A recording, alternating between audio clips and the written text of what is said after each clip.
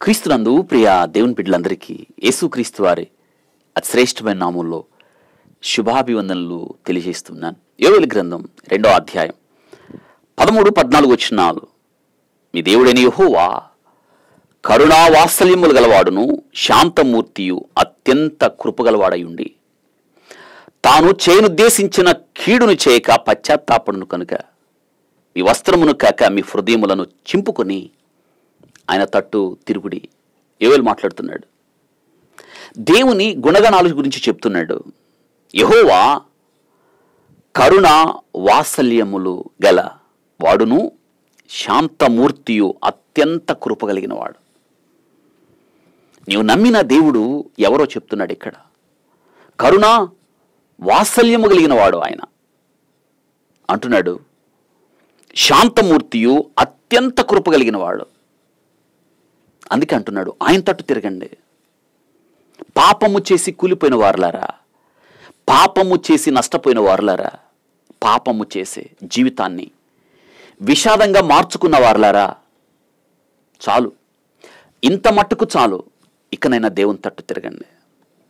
నీవు ఆయన తట్టు తిరిగితే ఆయన మీ మీద పంపించాల్సిన శిక్షను పంపక ఆయన మిమ్మల్ని క్షమిస్తాడు. ఎందుకంటే ఆయన కరుణ వాత్సల్యము గలవాడును శాంతమూర్తియు అత్యంత కృప కలిగిన వాడు.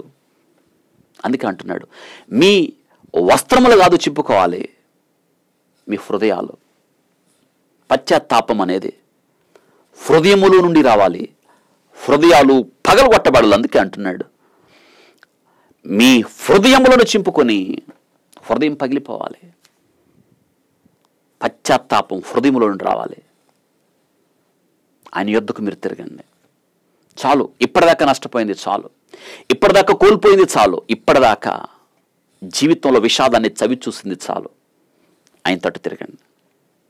అత్యంత కృప కలిగిన వాడు శాంతమూర్తియు. ఆయనంట జాలి గలవాడు. ఆయన తప్పిపోయిన కుమారుడు తండ్రిని దుఃఖపెట్టాడు, బాధ పెట్టాడు, కష్టపెట్టాడు, దూరదేశం వెళ్ళిపోయాడు. ఎంత చెప్పినా వినలేదు. కానీ తీసుకువెళ్ళిందంతా దుర్వ్యాపారం వలన పాడు చేశాడు, నష్టపోయాడు, జీవితాన్ని నాశనం చేసుకున్నాడు. కరువు వచ్చింది, స్నేహితులు వెళ్ళిపోయారు, ఆకలి అవుతుంది, ఒక పనికి కుదిరాడు, పందులు కాసే పనికి.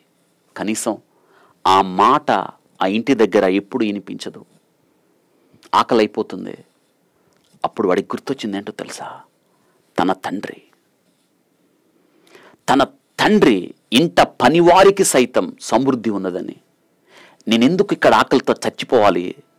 బుద్ధి వచ్చినప్పుడు లేచి నా తండ్రితో నేను ఇలా చెప్తా, తండ్రి, పరలోకమునకు వ్యతిరేకంగా నీ ఎదుట నేను పాపం చేశాను, ఇక ఎంత మాత్రము నీ కుమారుని అనిపించుకోవడానికి నేను యోగ్యుడు కాదు అని పరుగులు తీసొచ్చాడు. అయితే వాడు పరిగెత్తి వస్తున్నప్పుడు తండ్రి దూరము నుండి వాడిని చూసి, కరుణా వాత్సల్యము కలిగిన ఆ తండ్రి, శాంతమూర్తి అయిన ఆ తండ్రి, కృపగలిగిన వాడైన తండ్రి కీడు చేయలేదు, చేర్చుకున్నాడు.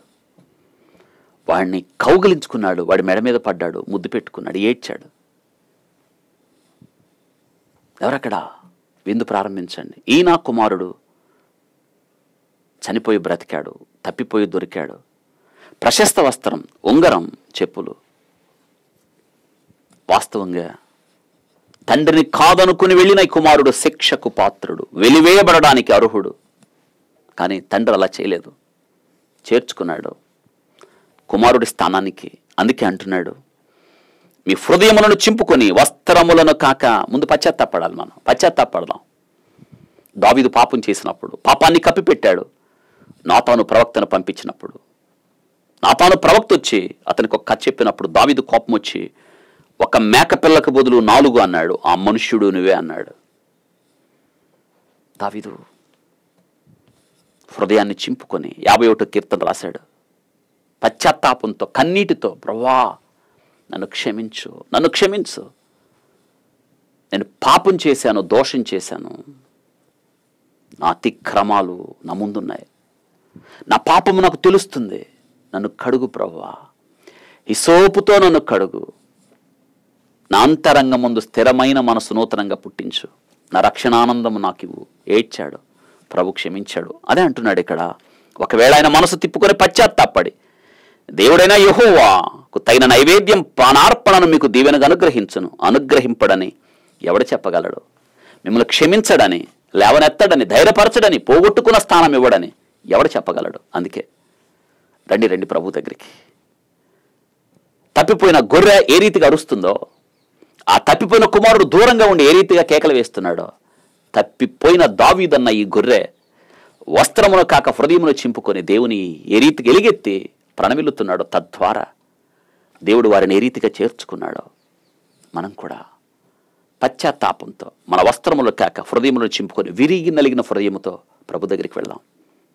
అని క్షమిస్తాడు, హక్కున చేర్చుకుంటాడు, లేవనెత్తుతాడు, ధైర్యపరుస్తాడు, ఆదరిస్తాడు, ఉన్నతికి చేరుస్తాడు, ఎక్కలేనంత శిఖరం ఎక్కిస్తాడు, పోగొట్టుకున్న స్థానాన్ని ఇస్తాడు.